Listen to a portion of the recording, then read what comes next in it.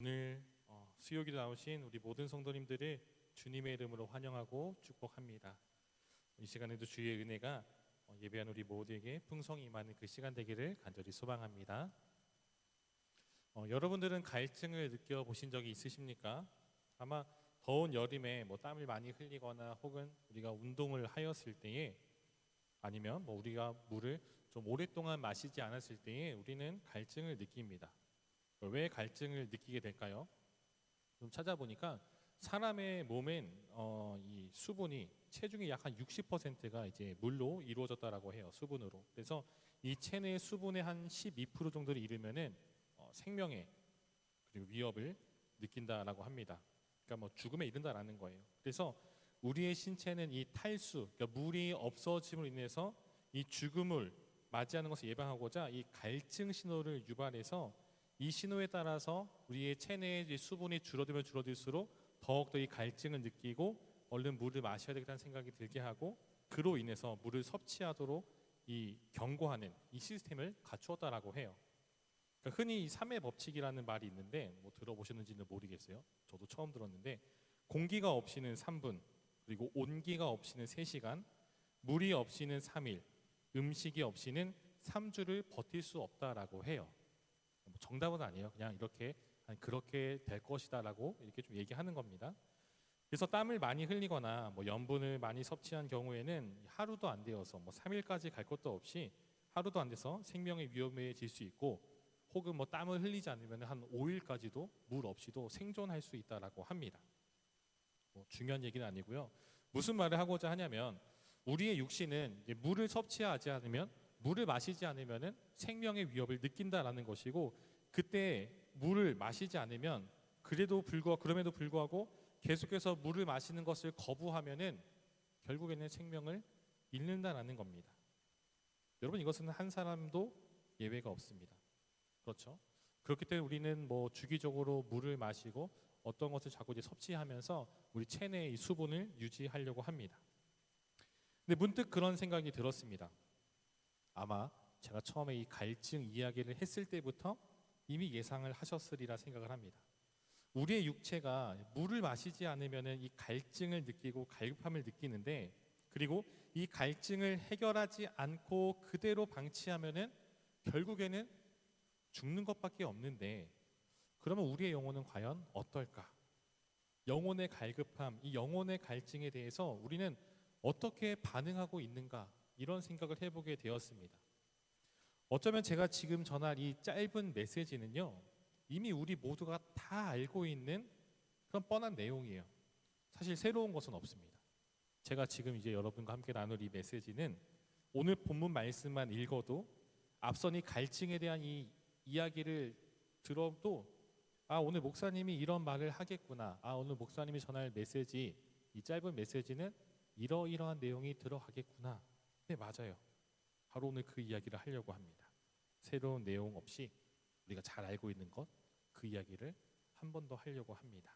영혼의 갈급함, 영혼의 갈증, 그것에 대해서 한번 잠깐 이야기를 좀 나눠보도록 하겠습니다. 여러분 영혼에도 갈증이 있습니다. 여러분들은 느껴보신 적이 있으십니까? 지금 내 영혼이 갈급하구나. 지금 내 영혼에 무언가 부족하구나. 이대로 간다가는 큰일 나겠구나. 혹시 이런 경험을 해보신 적이 있으신가요? 아마 경험이 여러분들은 다 저마다 있으실 거라 생각합니다. 저도 느낄 때가 있고요. 그럼 여러분 영혼의 갈증은 언제 찾아올까요? 우리 육체랑 마찬가지인 것 같아요. 물을 마시지 않으면, 물이 없으면 갈증을 느끼듯이 우리의 영혼은 하나님으로부터 이 은혜를 공급받지 않으면 영혼의 갈증이 생깁니다. 그리고 물을 마시지 않으면 몸에서 물을 보충하라고 자꾸 이 갈급함, 이 갈증을 느끼게 하고 신호를 보내듯이 우리의 영혼에도 하나님의 은혜가 공급되지 않고 그것이 끊기거나 막히거나 중단되면 신호가 찾아옵니다. 아마 이 신호는 우리 각자에게 다양한 방법으로 찾아올 거예요. 어느 딱 한 가지 법칙처럼 반드시 그렇게 찾아온다라고 정의할 수는 없는 것 같아요. 왜냐하면 하나님께서 여러 가지 사인으로 우리에게 경고를 주시거든요. 그리고 그 신호가 느껴졌을 때 우리는 생각합니다. 내가 이렇게 살아도 되는 건가? 이게 지금 내가 잘 살고 있는 건가? 이거는 좀 아닌 것 같은데? 라는 그 신호를 우리는 캐치하고 그것을 이상함을 느끼고 갸우뚱하면서 잠시 멈추게 됩니다. 우리 안에 계신 성령께서 사인을 주시는 거죠. 지금 영혼의 갈증이 일어나고 있으니 지금 너의 영혼 가운데에 하나님의 은혜가 공급받지 않고 있으니 그것을 얼른 충전해야 된다라고 알려주십니다. 그리고 그런 사인이 있을 때에 우리가 그 즉시 하나님께로 돌이킨다면 다행인데 문제는 무엇입니까?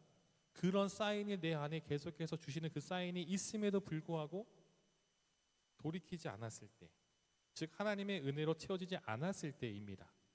물을 마시지 않으면 우리의 육체가 서서히 죽어가듯이 그리스도인이 하나님의 은혜로부터 떨어져 있다 보면 결국 그 끝은 우리의 영혼이 죽을 수밖에 없다라는 거예요. 그렇기 때문에 성경은 우리에게 늘 깨어 있으라라고 말하고 있습니다. 지금 내가 은혜의 자리에 있는지, 내가 지금 하나님의 은혜 안에 거하고 있는지, 하나님의 은혜가 지금 나에게 계속해서 공급되어져 있는지, 그 하나님과의 그 관계가 올바르게 지금 가고 있는지 우린 점검해야 된다라는 거예요. 오늘 시편 42편에서 이 시인이 고백하고 있는 말이 무엇입니까? 하나님이여 사슴이 시냇물을 찾기에 갈급함같이 내 영혼이 주를 찾기에 갈급합니다 라고 고백하고 있어요. 사슴이 시냇물을 찾기에 갈급함같이 내 영혼도 지금 하나님을 찾기에 갈급해요 라고 지금 고백하고 있습니다. 사람도 동물도 마찬가지죠. 물을 마시지 않으면, 지구상에 존재하는 이 생명체는 물을 마시지 않으면 결국엔 죽을 수밖에 없습니다. 사슴은 살기 위해서 시냇물을 찾아 이리저리 뛰어다닙니다. 지금 시인은 자신의 모습이 이러한 사슴과 같다라고 말하고 있어요. 물을 찾지 못하면 죽기 때문에 살기 위해 이리저리 다니면서 그 물을 찾는 것처럼 그의 영혼이 살기 위해서 하나님을 찾기에 갈급하다라고 지금 말하고 있습니다. 사랑하는 성도 여러분, 하나님은 우리 인간을 자신의 형상으로 창조하셨습니다. 그래서 우리는 영적인 존재예요. 이 말은 단순히 우리가 물만 마시면 우리의 갈증이 해결되는 그런 존재가 아니라 우리의 영은 하나님과의 교제가 필수적으로 있어야 한다라는 말입니다. 하나님과의 교제 없이 단절된 삶을 살아가다 보면 결국 우리의 영혼은 죽게 됩니다. 즉 우리는 하나님을 떠나서는 살 수 없는 존재라는 것을 기억해야 해요. 그러나 수많은 사람들은 하나님 없이도 살아갈 수 있다라고 여기고 있고 그렇게 살아가고 있습니다. 단적인 예로 하나님을 우리가 떠나 산다고 해도 지금 당장 우리 안에 불편함은 없어요. 오히려 더 좋을지도 몰라요. 굳이 아침에 일어나서 새벽에 깨워가지고 굳이 이렇게 나와가지고 기도할 필요도 없고요. 굳이 일요일 아침에 일어날 필요도 없죠. 수요일 저녁은 어떻습니까? 금요일 저녁은 말할 것도 없죠. 저는 가끔 이제 그런 생각을 했었어요.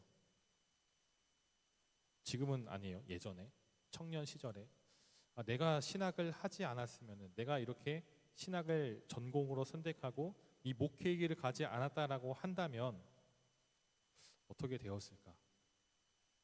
아마도 저는 제 스스로 저를 이제 좀 점검했을 때 저는 100% 썬데이 크리스천이 됐을 것 같아요. 주일날에만 예배만 참석하는 그것만으로도 만족하는 그런 썬데이 크리스천. 금요일 하루 연차를 쓰거나 월요일 연차 써가지고 주말을 껴서 어디 여행을 가거나 캠핑을 가거나 혹은 연말이 되면은 12월 31일 날 지금도 좀 궁금하기는 해요. 그 명동거리는 어떤 느낌일지, 그 종로의 그 보신각 타종하는 그 행사에는 어떤 느낌일지. 또 크리스마스가 되면은 막 그 유명한 이 발라드 가수들의 그 콘서트 한번 가보고 싶은 게 제 마음의 어떤 그런 꿈 같은 거였는데 이미 많이 내려놓고 있습니다.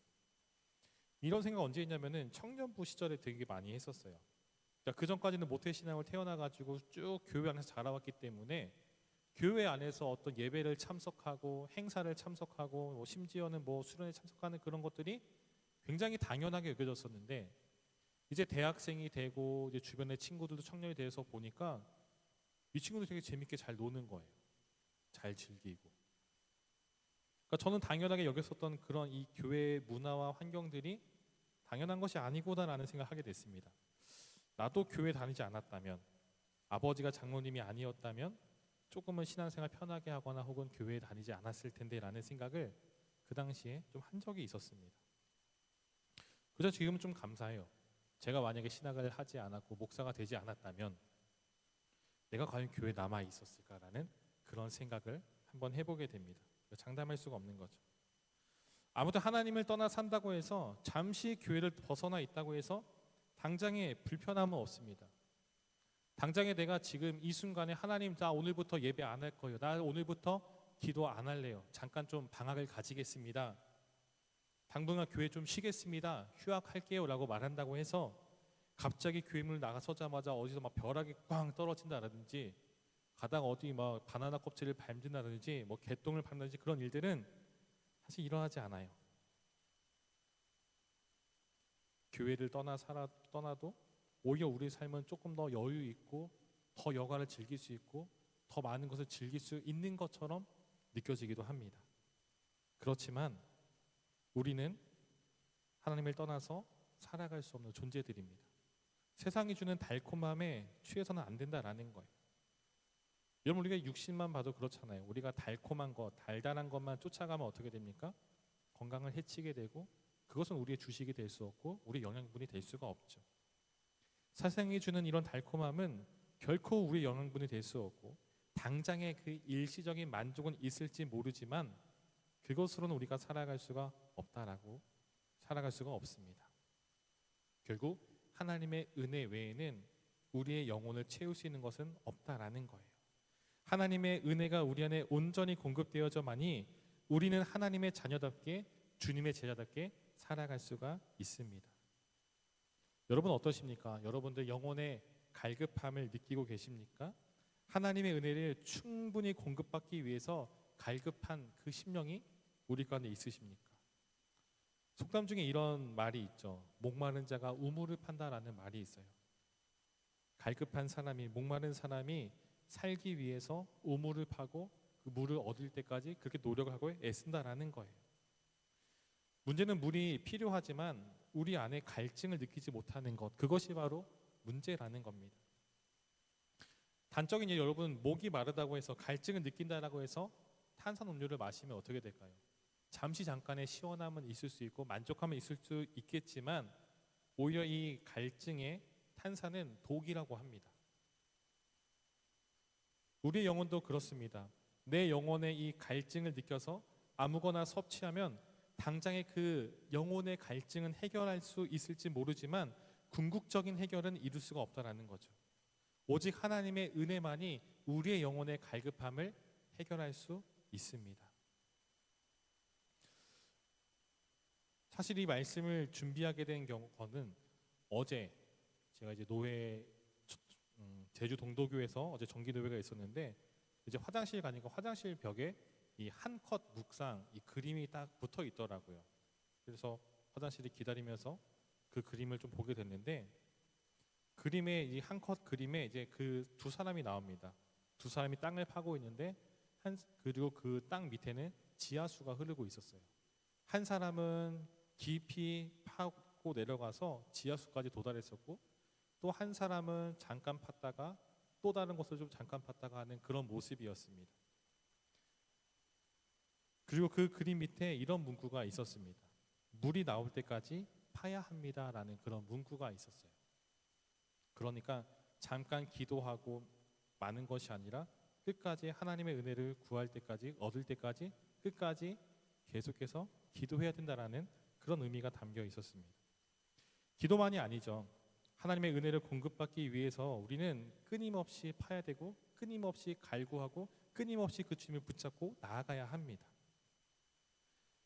하나님 곁에 떨어지지 않기 위해서 더욱 그분 앞으로 나아가야 되고 더욱더 그분을 붙들고 나아가는 모습이 있어야 한다라는 거예요. 가만히 앉아 있는다고 해서 우리가 그냥 일상생활을 아무렇지게 살아간다고 해서 날마다 주의 은혜가 우리에게 공급되는 것은 아니라는 거예요.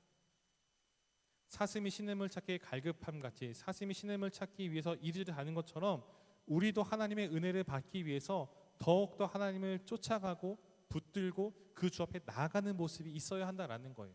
단순히 우리가 나는 그리스도인이에요라는 이 고백 하나만으로 채워지는 것이 아니라는 겁니다. 교회 그냥 와서 예배 1시간 참여하고 앉아있다 돌아간다고 해서 그 우리 안에 하나님의 은혜가 자동적으로 채워지는 것이 아니라는 거예요. 갈급한 모습, 주께로 더 나아가는 모습, 주님을 찾고 구하는 그런 모습이 우리 안에 있어야 된다라는 거예요. 여러분, 우리가 정말로 처음 하나님을 만나고 은혜를 받았을 때 여러분 어떻습니까? 그냥 가만히 앉아있는데 막 은혜가 막 쏟아집니까? 아니죠. 보통은 우리가 어떤 집회나 수련회 가운데 참 많이 하나님을 만나게 되는데 그 이후의 삶이 어떻습니까? 누가 시키지 않았는데도 하나님을 찬양하고 예배하고 말씀을 읽고 정말로 막 기도하고 막 기도만 하면서 주님만 떠올리면 눈물이 막 줄줄 흐르는 그런 경험들 다 있으시잖아요. 주님을 찾고 구할 때, 주께로 더 가까이 나아갈 때에 은혜가 우리에게 임한다라는 겁니다. 여러분, 영혼의 갈증을 우리가 어떻게 해결할 수가 있을까요? 답은 단순합니다. 더욱 주님께로 나아가는 길밖에 없다라는 거예요. 더욱 주님을 붙드는 것 외에는 없습니다. 오늘 우리는 여러분 어떻습니까? 주님 외에는 답이 없음을 인정하고 날마다 주님께로 더 가까이 나아가는 모습, 그 몸부림치는 모습이 우리 안에 있으십니까? 주님만 바라보며 그분 안에서 참된 자유를 누리는 삶을 살아가고 있으신가요? 문제의 해결도 영혼의 갈증도 답은 하나입니다. 주 앞에 나아가 주님을 붙드는 것. 아마 이미 이 내용들을 여러분 다 잘 알고 계실 거라 생각합니다.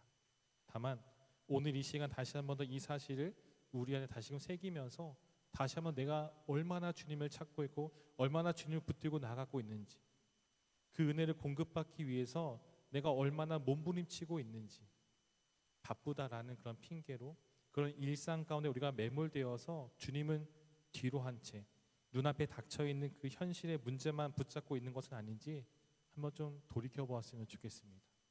가장 우선시해야 되는 것, 주님을 찾고 구하는 모습이 우리 안에 있기를 간절히 소망합니다. 나는 주님께 나아가고 있는지, 영혼의 갈급함을 어떻게 해소하고 있는지, 그리고 유일한 해답은 오직 주님이심을 믿고 있는지 여러분 스스로가 한번 점검해 나가는 그런 시간이기를 간절히 소망합니다.